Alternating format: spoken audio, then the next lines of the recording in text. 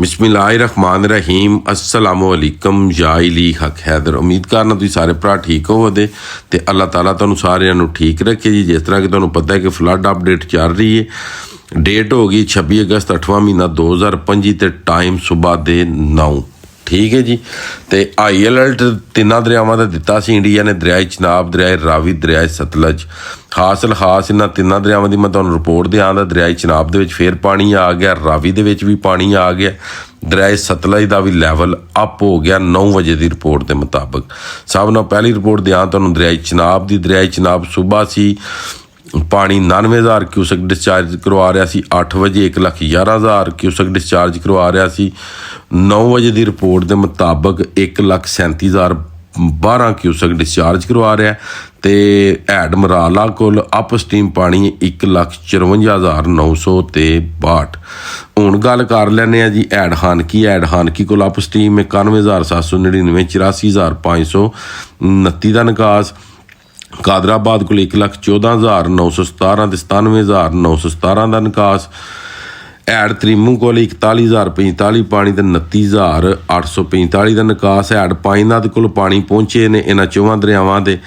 ते हैड पाईनाथ को up steam पानी 1,01,304 ते 86,814 का निकास।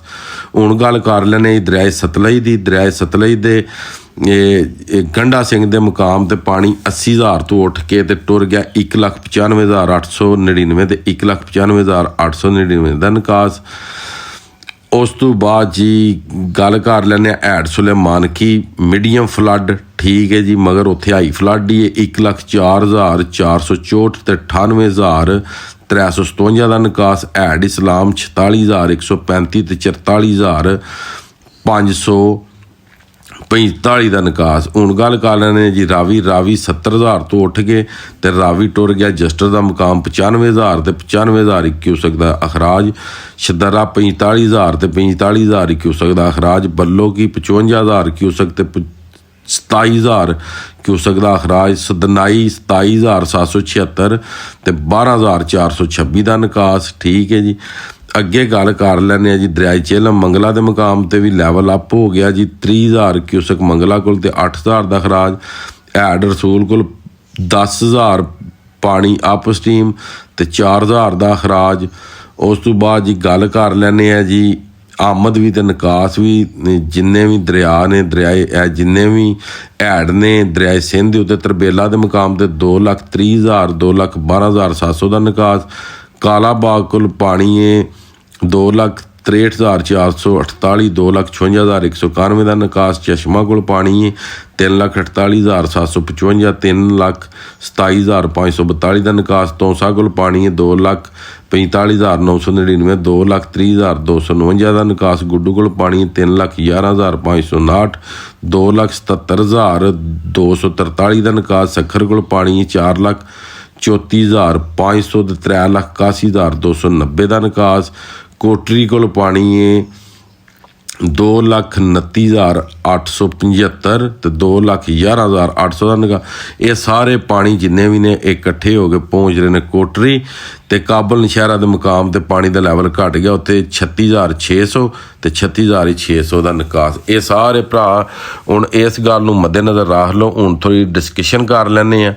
रिवर चिनाब का भी पानी जिहड़ा कि अप होना शुरू हो गया। 31 तरीक तक जिहड़ा कि 5 लाख पानी आने का खतरा है। River Chenab, head Marala, head Khanki, head Qadirabad, head Trimmu, head Panjnad. ठीक है, हैड पंजनाद ते 4 दरिया इकट्ठे होंदे ने रावी, झेलम, चिनाब ते सतलज। ठीक है, कुछ दिनों नूं पंजनाद वाले जिहड़े भरा ने वो अपना हिसाब किताब फिट कर लो। तुहाडे कोल पानी आ रहे ने क्योंकि 1.5 लाख अगे लंघे है। सतलज विच भी 1,90,000 आ रहा, रावी विच भी लाख पानी आ रहा। तकरीबन 5-7 लाख का रेला जिहड़ा वे ए पास करवाएगा हैड पंजनाद। ठीक है जी।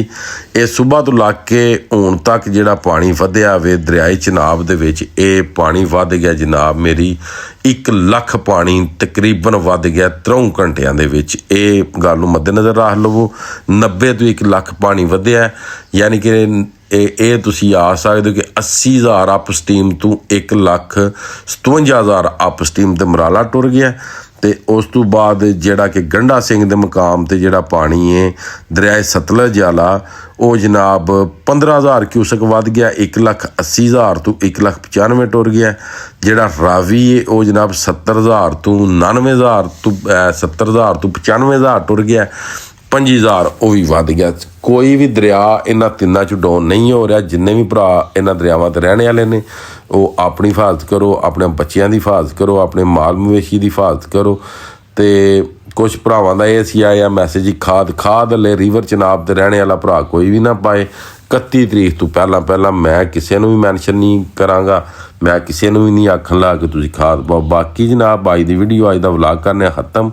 ਮੈਨੂੰ ਦਿਓ ਇਜਾਜ਼ਤ। ਨੈਕਸਟ ਵੀਡੀਓ ਆਉਣ ਤੱਕ ਜ਼ਿਆਦਾ ਆਪਣਾ ਖਿਆਲ ਰੱਖਿਓ, ਆਪਣੀਆਂ ਖਾਸ ਦੁਆਵਾਂ ਵਿੱਚ ਮੈਨੂੰ ਯਾਦ ਰੱਖਿਓ। ਤੇ ਇਨਸ਼ਾਅੱਲਾ ਮਿਲਦੇ ਹਾਂ ਕਿਸੇ ਨੈਕਸਟ ਵੀਡੀਓ ਦੇ ਨਾਲ। ਤੇ ਹੁਣ ਵੀਡੀਓ ਆਵੇ ਦੀ 11 ਤੋਂ 12 ਵਜੇ।